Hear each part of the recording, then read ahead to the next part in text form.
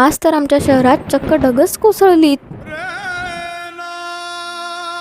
तर नमस्कार मंडळी, मी भाग्यश्री क्या करूं आणि आज आहे माझ्या पप्पांचा बर्थडे, अच्छा ठीक है। जो की माझ्यासाठी एकदम स्पेशल डे असतो. त्यासाठी आम्ही चाललोय पप्पाला केक आणि गिफ्ट आणायला. इतक्यातच थोड्या समोर गेल्यावर एका बकरीचे दर्शन झाले. तेव्हा क्षणभर मनाला वाटलं, जर आपण एखादी बकरी असतो तर आपल्याला गाडीने फिरायचं कामच पडलं नसतं. मग मार्केटमध्ये गेल्यावर आम्ही पप्पांना गिफ्ट म्हणून एक शॉर्ट कुर्ता घ्यायचा ठरवला, जो की पप्पांना खूप दिवसांपासून घ्यायचा होता. पण आम्हाला पहिल्या शॉपमध्ये कुर्त्याची कलर आणि डिझाईन आवडलीच नाही. आणि आता तर अजूनच टाइमपास करायला मिळणार या विचाराने ही तर हसत हसतच बाहेर आली.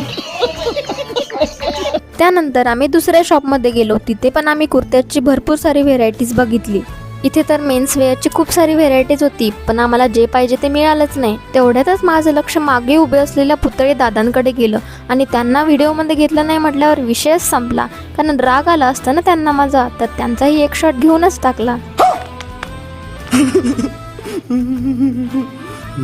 त्यानंतर आम्ही तिसऱ्या शॉपमध्ये गेलो आणि या दादांचं अख्खं शॉप पालथं घातल्यानंतर आम्हाला जो पाहिजे तो कुर्ता मिळाला आणि आम्ही आमचा कुर्ता घेऊन फायनली केकच्या शॉपकडे गेलो. केकच्या शॉपमध्ये तर एवढ्या साऱ्या व्हेरायटीज होत्या की कोणता फ्लेवर घ्याव काही कळतच नव्हतं.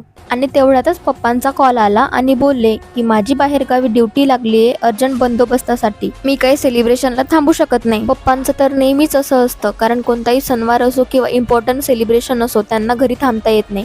केव्हाही कॉल आला की ड्युटीवर पळावं लागतं आणि एखादी इमर्जन्सी आली तर भरल्या ताटावून सुद्धा उठावं लागतं, कारण त्यांची ती रिस्पॉन्सिबिलिटी खूप इम्पॉर्टंट आहे. जर तुम्हाला कळलं असेल की माझे पप्पा नेमका कोणता जॉब करत असतील तर मला कमेंटमध्ये नक्की सांगा. त्यानंतर आम्ही गोडूला या पेस्ट्रीज घेऊन घराकडे निघालो. तर तेवढ्यातच सर्वांना ही ढगं पडताना दिसली. पण ही ढगं नेमकी आली कुठून आणि कशी हे तर कुणाला कळतच नव्हतं. तुम्हाला काय वाटतं, ही ढगं नेमकी कुठून आली असावीत? मला कमेंटमध्ये नक्की सांगा. आणि ही ढगं नेमकी आहेत कशाची हे जाणून घेण्यासाठी या पुढचा व्लॉग नक्की बघा. त्यासाठी आपल्या चॅनलला फॉलो करून ठेवा.